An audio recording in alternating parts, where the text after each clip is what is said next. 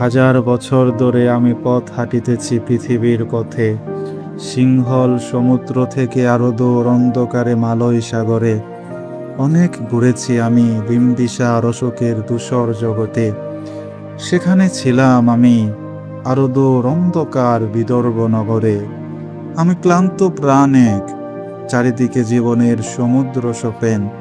আমারে দুদণ্ড শান্তি দিয়েছিল নাটোরের বনলতা সেন।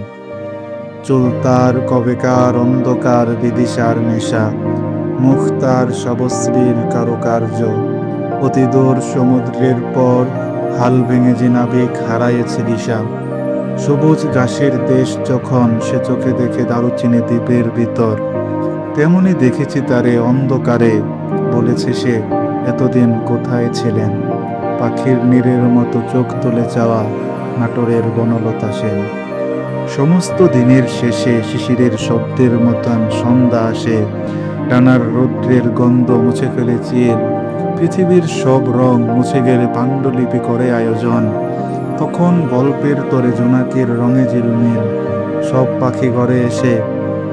পাখি ঘরে আসে, সব নদী ফুরায়ে জীবনের সব লেনদেন।